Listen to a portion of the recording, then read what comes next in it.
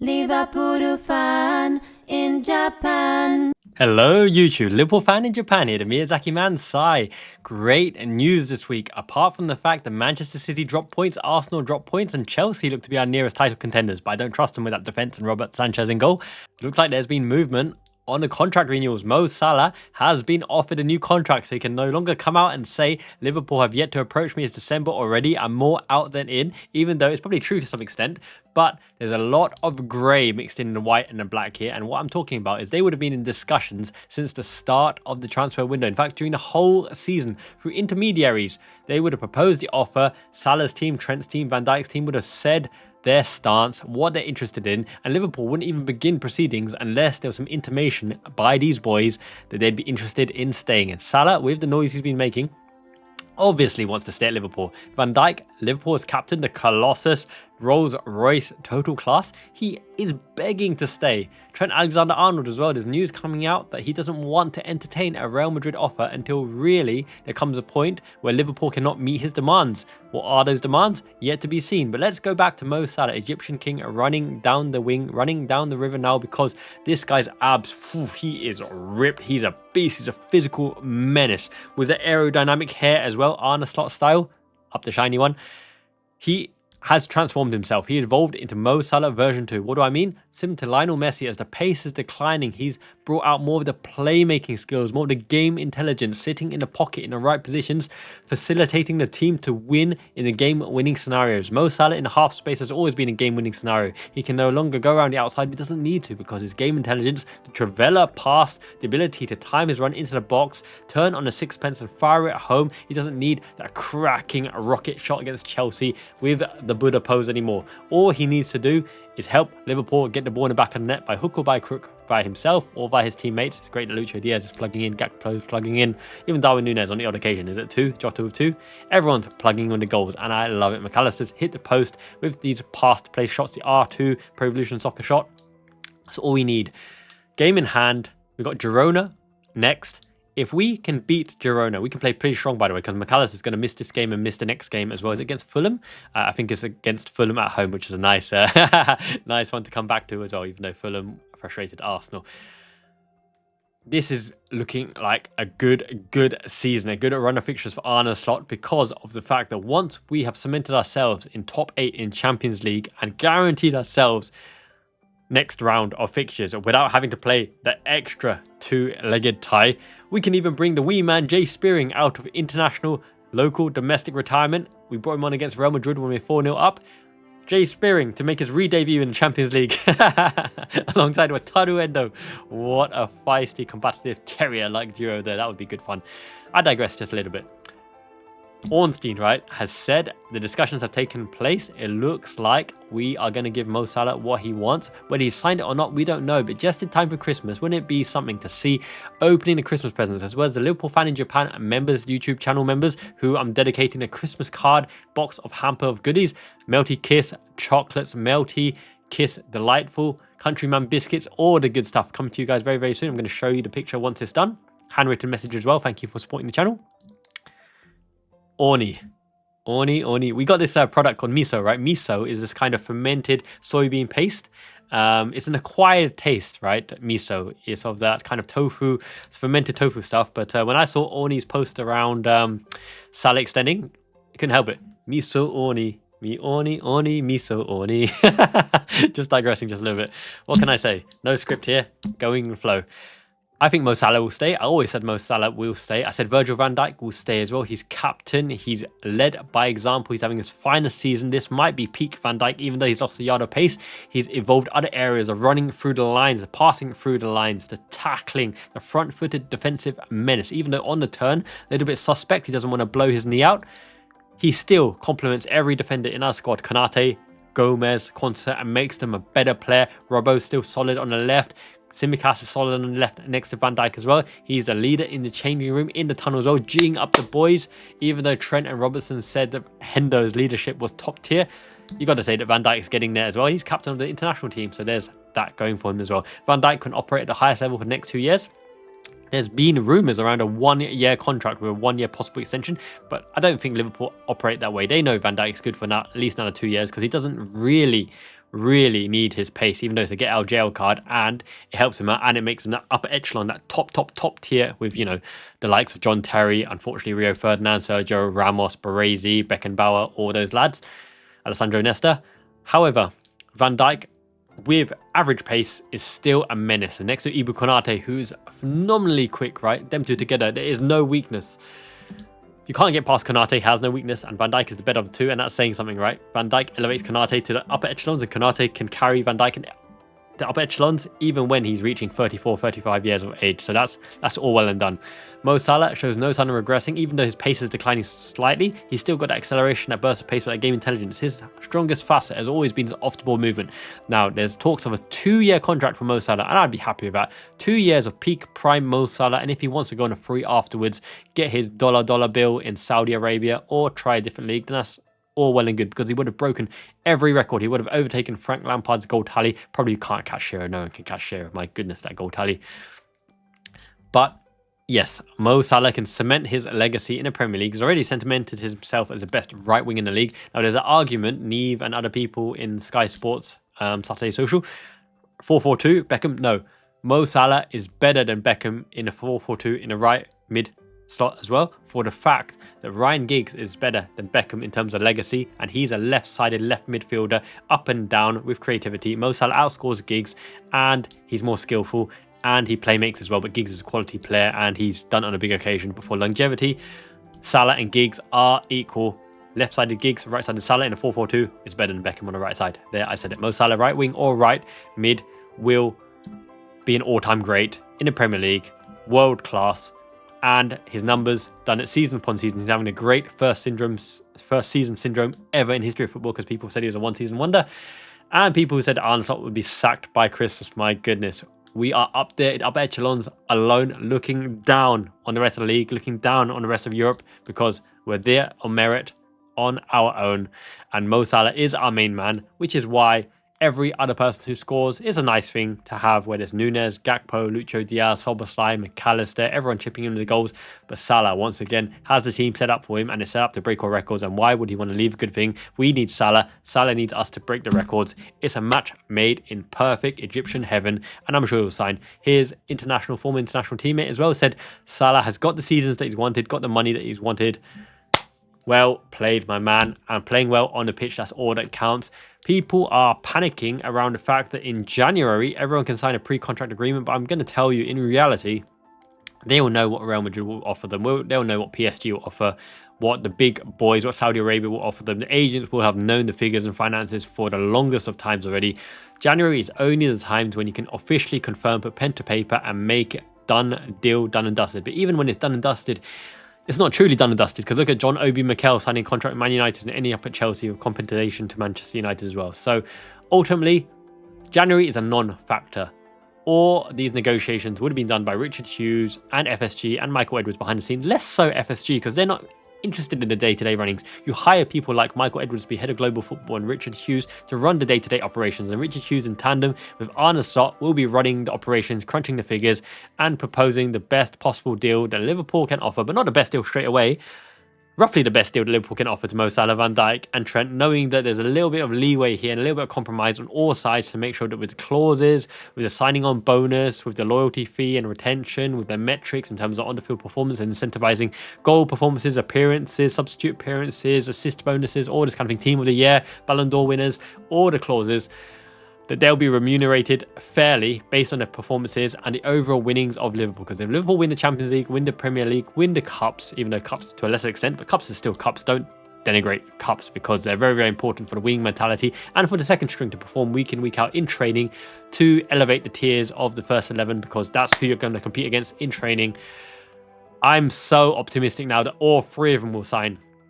Trent has never intimated. He's been cheeky, dropping little hinters around changing the phone and, you know, or wanting to be Liverpool captain, but wanting to win the Ballon d'Or. His mate Bellingham is in Real Madrid lighting it up as well. But have you ever noticed Trent learning Spanish? I haven't heard that. Hola amigos, ¿cómo te llamas? Me llamo Trento.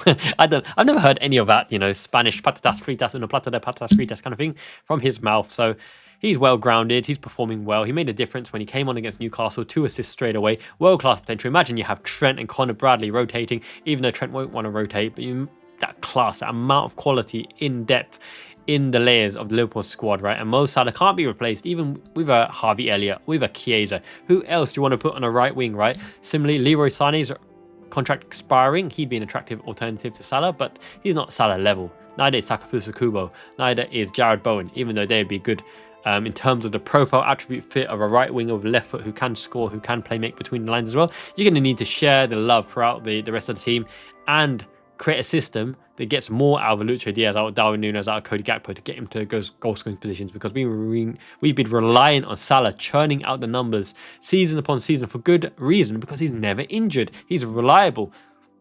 When you create a system with Thiago Alcantara to pull the strings and he's injured, what can you do? No one quite plays like Thiago Alcantara. John Joe Shelby, Joe Allen. No, just kidding. Even Xavi and Iniesta, to some extent, can't do what Thiago Alcantara can do. Even Xabi Alonso can't do what Thiago Alcantara can do, because Thiago's got that roulette spin. He can dribble through the lines. He's tenacious in tackling. He's pretty good in the air with a leap, but he's always perennially injured as well. So when you build a system for a team as a coach of Lucha FC, we're top of the league, by the way, you have to build it on those players that are there week in, week out. That's why Gini Wijnaldum was so reliable and so underrated, which is why Van Dijk, who can play almost every game, is worth his weight in gold, right? These fitness, we take gambles on players with kind of risky fitness profiles, injury profiles, like Harry Kewell, Aquilane, right? Arthur Melo, Chiesa, for the fact that they should be complementing the squad. For when they're fit, they have something to offer.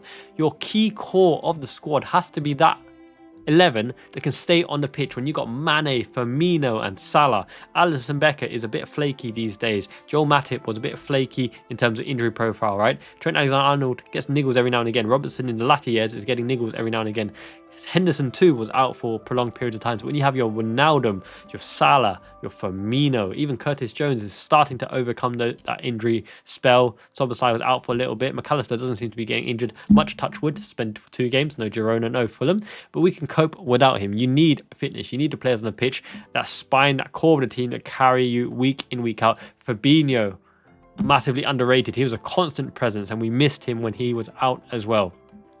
Come January transfer window, would it be too much to ask for one transfer? I think Arne is looking for a controller, which is why we went after Zubimendi. And Maxence Kakare at Lyon, France would be very, very nice. An opportunistic signing, maybe Ryan Cherky at Lyon would be very nice as well. Maybe someone in between the lines, someone, maybe a specialist attacking midfielder, even though Szoboszlai is coming alive in the last 2 games. Harvey Elliott is yet to come back in that position.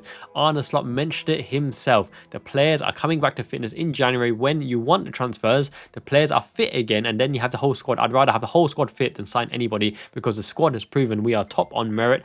Cream of the crop. This channel is a channel of substance and abundance. The cream of the crop! And of Klopp's crop, we have the best of the lot, because that whole new midfield is bedded in. Ryan Gravenberch, even though he's been run to the ground and looking leggy, this week will do him the world of good, which means he can come straight in against Girona or Fulham and run amok as well. Girona game is tomorrow. Unfortunately, it's a late one. Champions League, always terrifying times here. Fulham is a midnight kickoff for me, but I'll try to do the live stream because I really wanted to do the live stream against Everton in the last ever Goodison Merseyside derby. But alas, Hurricane Dara, Storm Dara put pedal to that, even though it gave us a week's rest. So in the long run of things, the grand scheme of things, Arsenal drops points. I knew they would. I said they would against Fulham. Fulham are plucky and pesky, especially at home. Man City drop points. Palace don't roll over for nobody. And they, with that athletic prowess up front, Mateta and Eberechi Eze, right? They're always going to run amok, right? Ismail Assar. Liverpool's squad is phenomenally well stacked. It'll take a heck of a player to break into our starting lineup, right? Even the quality of Creve Kelleher, Joe Gomez, Curtis Jones doesn't always start. Szoboszlai doesn't always start. Gakpo and Lucho Diaz don't always start. Núñez, right? In the absence of Diogo Jota, he's needed to start, but you could put Lucho Diaz there, but he's starting there because he's creating space for the others to shine. You take Núñez, different game. It's a butterfly effect. You can't, for example, Michael Owen, you left and we won Champions League. If Michael Owen was in there, there's no guarantee we win the Champions League. Similarly, if you take Darwin Núñez out of the team, there's no guarantee we won those games anyway. You know, life is life. We move on. I think Liverpool are well set. Chelsea are the closest rivals, but I don't trust that Disasi back line. Roberto Sanchez in goal. Reece James perennially injured, right? At midfield, Caicedo is looking good. Lavia is looking good. Got hooked by half-time. Malo Gusto's decent player. Jackson's having a hot patch at the moment, but he's flaky. Up and down. Jadon Sancho and Noni Madueke as well. They're hot and cold players. Cole Palmer is the only consistent top-notch player, but he got marked out by Curtis Jones. Curtis Jones is showing his techers and ability to play through lines. It's a great time to be a Red. Salah is looking on the verge of signing that deal. Maybe they're in time for Christmas. Maybe we need a G-up. We need a boost going to the year. I hope it doesn't deflate them, because when, historically, some players sign a contract, Marcus Rashford, for example, not comparing Rashford to Salah, never on the same tier there. Also, Salah is a model professional, only cares about football, right? When they sign a new contract, I hope their form maintains and they maintain that intensity, because right now they are chasing the contract. The fact that Salah scores the goals and gets the assists and plays man of the match and goes straight to the interview room, even the lower broadcasters, and says, Liverpool aren't offering me anything. I'm more out than in. I'd love to stay. I love the fans love me, etc. I don't want to say yada yada yada, but really, it's funny. He's playing the game. More money, Mo Salah. And I love it. FSG can afford him. We can afford him. He's currently the best player on form in the world right now. Not Vinicius, not Mbappe, not Haaland, Mo Salah. And would you want a Vinicius or Mbappe, Haaland in this Liverpool team? They're not Liverpool players. They've got too much baggage on the side. Haaland's a machine and he cares about football as well. But he's a smiley, happy guy who hangs around in the area. He doesn't even contribute as much as Darwin Núñez between the lines. And that's saying something. Even though I know that Darwin Núñez has a lot of haters right now and people are calling me a kiss ass and this spinning my narrative or whatever. We're top of the table. And he's part of the team. Anyone who's part of the team wearing a Liverpool shirt. By the way, this is the Liverpool shirt. If you want this, check in the links below. I love this shirt. It's so comfy, so cushy as well. Perfect Christmas present. Check it out. Lots of merch coming up. You support every single player in the 11. You can critically give them feedback. You can give them constructive feedback and negative criticism, but you can't hate on them or say they're useless or say they're shite. They're not shite. There's no one in the Liverpool squad that's shite. It really isn't. Jadon Danns is nowhere near the level of a Gakpo, Núñez, Chiesa or anything, but he'll come. He'll have his chance in the cup as well. Sure, we have the backup options, but trust the team to win the Premier League because they are doing it and they're proving it in the Liverpool red shirt every single week. So the best thing you can do as a supporter is support them and G them up and give them motivation when they're down, not kick them when they're down, because if they don't perform well and they're demoralized, that's an even worse situation and you don't want to do that.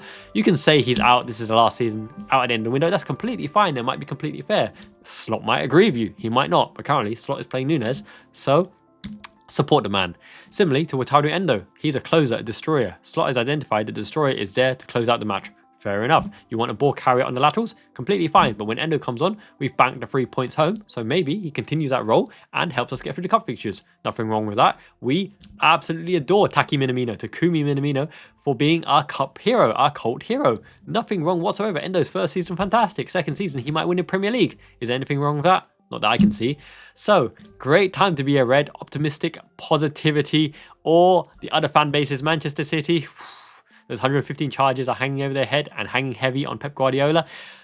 The new Stoke, the silkier Stoke, Mikel Arteta's Arsenal, good old Lego head, can only score from set pieces. Saliba, Gabriel, Mikel Merino, for example, they're not scoring from open play. They only got one consistent player, Bukayo Saka, right?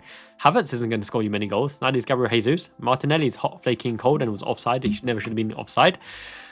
They're not going to win the league in their current run of form. So, Chelsea, the would-be pretenders, the youngest squad. They got a quality squad and a good manager, but their defense, oh my goodness. Badiashile, Disasi, Gusto, Cucurella, Levi Colwell's always got a mistake in him. Sanchez behind him. They loaned out Petrovic, their goalkeeper. They're not going to win the league. Come on, Liverpool. Bring it home. It's time to clench. Me so Orny. Orny for new contracts, baby. First, Van Dijk.